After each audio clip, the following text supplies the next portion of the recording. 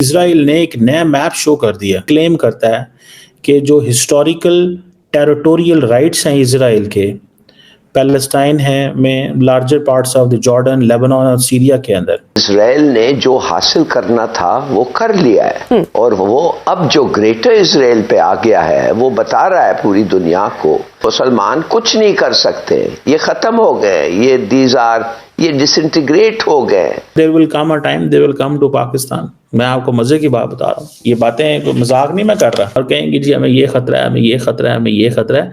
ये जो पाकिस्तान के ऊपर सख्ती की जा रही है ये एवं नहीं की जा रही, there is some logic behind. Reintroduced हुआ legislation in the US House to terminate designation of Pakistan as major non-NATO ally। और एंडी बिग्स जो एक सीनियर पॉलिटिशियन है यूएस का, काफी इन्फ्लुएंशियल है, ट्रंप का करीबी है, वो पाकिस्तान के पीछे पड़ गया। अमेरिका, इजराइल और इंडिया का एक एजेंडा है, मुसलमान मेजॉरिटी को खत्म करो, सेटलमेंट्स लगाओ और भगाओ मुसलमान को। बेसिकली कौम जाहिल है, उसको चूरन खिला रखा है डे वन से कि तुम्हारे पास न्यूक्लियर बॉम्ब है तो तुम पता नहीं कौन बहुत अजीम कौम हो।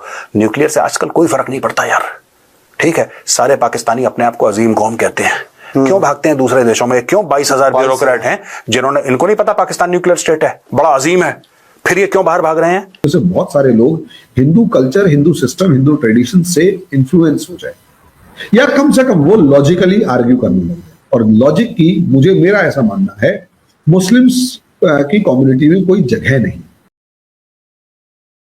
नमस्कार दोस्तों कल इजराइल ने एक बहुत ही इंटरेस्टिंग मैप शेयर किया है पूरी दुनिया के सामने, जहां पर इजराइल ग्रेटर इजराइल की बात कर रहा है, जिसमें पैलेस्टीन पूरा इजराइल का पार्ट है, जॉर्डन और मिडिल ईस्ट के कई कंट्रीज के कुछ कुछ पार्ट्स इजराइल के पार्ट्स बताए गए हैं। और इसके साथ साथ अब ये खबर भी आ रही है कि इजराइल पाकिस्तान के खिलाफ एक जंग करने जा रहा है, क्योंकि इजराइल को खतरा है पाकिस्तान के न्यूक्लियर एसेट्स से, क्योंकि पाकिस्तान एक जिहादी देश है जहां पर उनके अंदर स्टेबिलिटी नहीं है। तो इजराइल चाहता है कि पाकिस्तान के पास न्यूक्लियर एसेट्स ना रहे और पाकिस्तान के न्यूक्लियर एसेट्स को न्यूट्रलाइज कर दिया जाए। इसके वजह से अब पाकिस्तान काफ़ी ज़्यादा चिंतित है।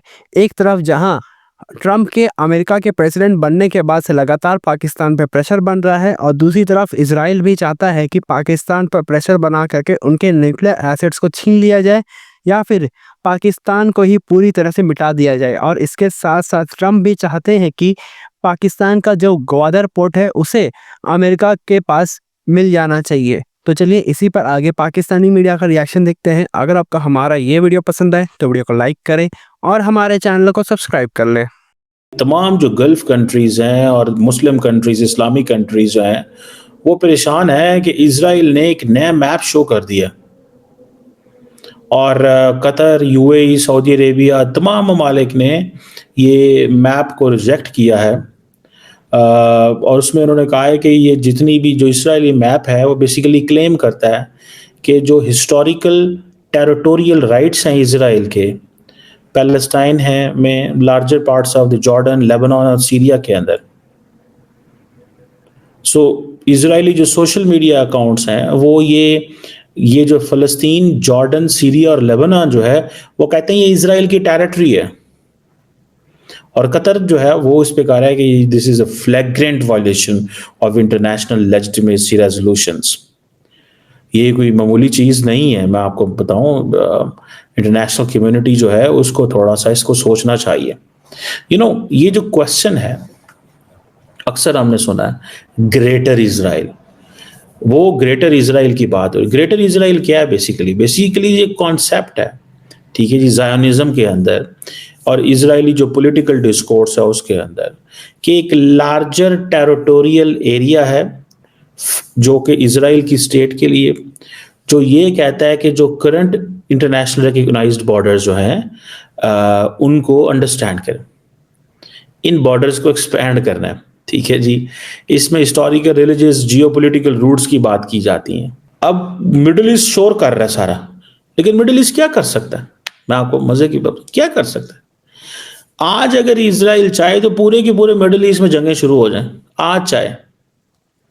ये तो वो सब अच्छे बच्चे बना के उनको बैठाया हुआ है कि तुमने हिलना नहीं है। और फिर वो जारी बात है, there will come a time they will come to Pakistan. मैं आपको मजे की बात बता रहा हूँ, ये बातें मजाक नहीं मैं कर रहा। There will come a time they will come to Pakistan और कहेंगे जी हमें ये खतरा है, हमें ये खतरा है, हमें ये खतरा है। ये जो पाकिस्तान के ऊपर सख्ती की जा रही है, ये एवं नहीं की जा रही, there is some logic behind that. लेकिन हमने 70s 80s का दुनिया को बता दिया होगा, पर्टिकुलरली वेस्टर्न वर्ल्ड को, कि हम किसी किस्म का कोई डिजाइन या इंटरेस्ट नहीं रखते मिडिल ईस्ट की पॉलिटिक्स के अंदर। किसी किस्म का डिजाइन या इंटरेस्ट नहीं रखते मिडिल ईस्ट की पॉलिटिक्स के अंदर। देखिए, इजराइल को अब जंग लड़ने का तो फायदा ही नहीं है ना। माने कि इजराइल ने जो हासिल करना था वो कर लिया है, और वो अब जो ग्रेटर इजराइल पे आ गया है वो बता रहा है पूरी दुनिया को कि ये अगला स्टेप हमारा ये होगा, और ये मुसलमान कुछ नहीं कर सकते, ये खत्म हो गए, ये डिसइंटीग्रेट हो गए।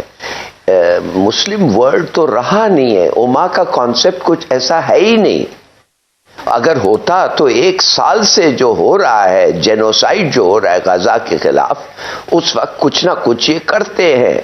इन्होंने फेंक दिया है हथियार, बस ये स्टेटमेंट्स दे सकते हैं। आप देखें, एक आदमी नहीं उठा है, एक मुसलमान मुल्क हम इंक्लूडिंग अस, कोई कुछ नहीं किया है प्रैक्टिकली, इसलिए कि ये सब खत्म हो गए, ये कर नहीं सकते, दे डिजेक्टेड, डिसइल्यूजन, डिवाइडेड, ये कुछ नहीं कर सकते। ये बड़ा अच्छा मौका था इजराइल को कहने कि हमारा अगला जो कदम है ये है कि हम ग्रेटर इजराइल अचीव करेंगे। इसका मतलब है इजराइल पहले ही शाम में गोलान की पहाड़ियों पर कब्जा कर चुका है, तो आप खुलकर ग्रेटर इजराइल का नक्शा भी पेश कर दिया है। तो फिर आप कह रहे हैं कि शाम, उर्दन और लेबनान की तरफ से कोई रिएक्शन नहीं आएगा? शाम, उर्दन, लेबनान ये तो खत्म हो गए हैं, ये तबाह हो। कुछ रिएक्शन आया है? आप क्यों समझती हैं कि ये इन्होंने इस वक्त सिलेक्ट किया है अनाउंस करने के लिए? There is no reaction. ये समझें, अफ्रीका और हिंदुस्तान जो कॉलोनीज बन गए थे, ये उस वक्त क्यों कॉलोनियल हिस्ट्री उस तरीके की हुई जो हम देख रहे थे? इसलिए कि इनको पता चल गया था अब इनमें जोर नहीं है, दम नहीं है, इत्तेफाक नहीं है, देयर इज नो यूनिटी, तो हम कुछ भी कर सकते हैं। और वो शुरू हो गए हैं। ये इजराइल, सीरिया को तो हमारे अर्दगान साहब ने इजराइल और अमेरिका के साथ मिलके अपना वो हिस्सा ले लिया है, वो नोच रहे हैं सीरिया पे। आप देख रहे हैं इधर भी, माफ करिए, इधर भी देखिए, तो अब हिंदुस्तान मिलके अफगानिस्तान के साथ क्या नहीं कर रहा है।